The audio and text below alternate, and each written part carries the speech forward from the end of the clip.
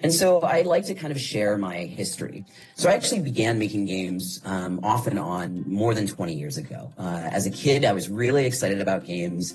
I used to make computer games myself, and any gift that ever really lit me up, it would have been some version of a video game. And so I started playing chess at age 4, and that's where my love of games started, because I love the structure, I love the ambiguity, I love that it was interaction socially with people over a single focal point. And so as a kid, I spent a lot of time in the hospital. I was sort of a sick kid. And in the hospital, they had this tiny little arcade with just 4 or 5 machines.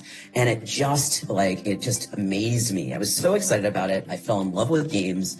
And really, that's where a lot of my interest, I think, academically came from. I was the kind of kid who would take books out of the library that were like how to do magic, or how to draw cars and trucks, or programming books and programming magazines. And so when I was about 9 or 10, a couple of years later, I just kept doing it. I started reading about computer programming, kind of fell in love with it, begged my parents for a computer. They got me a computer. It was the biggest gift I think I've ever received from them, pretty substantial at the time, and basically started learning programming by copying code. And honestly, I just started on paper. So I'd graph paper, I'd draw these scenes out, I'd try and figure out how to make my little adventure games work out. And then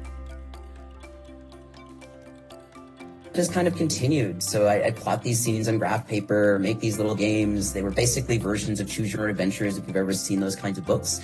They were sort of graphical adventures. And this one's funny because this particular game, I didn't even understand at the time that once you're in space, there is no north, south, east, or west. And so I made a game that didn't quite make sense. But as a kid, you do these sort of things. And a lot of the books that I was interested in, a lot of the sort of STEM stuff that I was interested in, it just kind of came through. And so I was designing logos for this fictitious company. And then eventually I was applying formulas that we'd learned in class. And I would derive formulas from intro to algebra, these sorts of things for my math classes. And I even created a company. It wasn't completely imaginary. I did sell some games to my friends, and made some graphic videos and stuff. Basically, selling them locally, so it was never a big money maker, but it was really great to learn that experience. And I think one of the things I'd always emphasize for someone is that I was having fun doing it. It wasn't a grind for me. It was really engaging and exciting. And so I try to just sort of make games and make graphics because I thought they were interesting.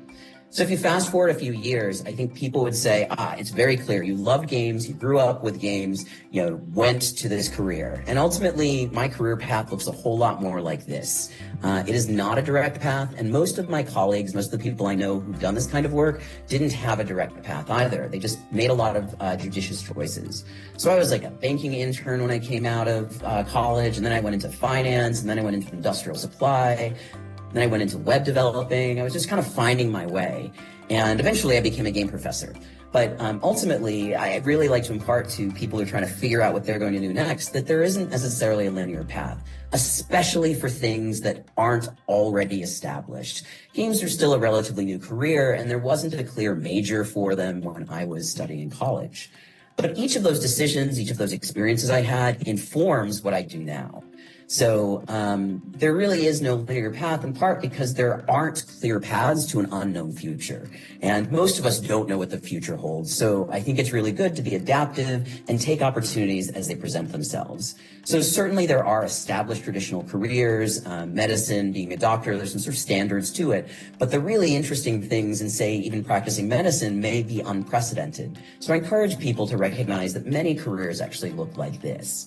And so if you take someone extremely successful like Steve Jobs, you can kind of see that, and I teach this history in my Intro to Game Studies course, at one point they were making a breakout game called Breakout, but they were also sort of bouncing back and forth between other solutions.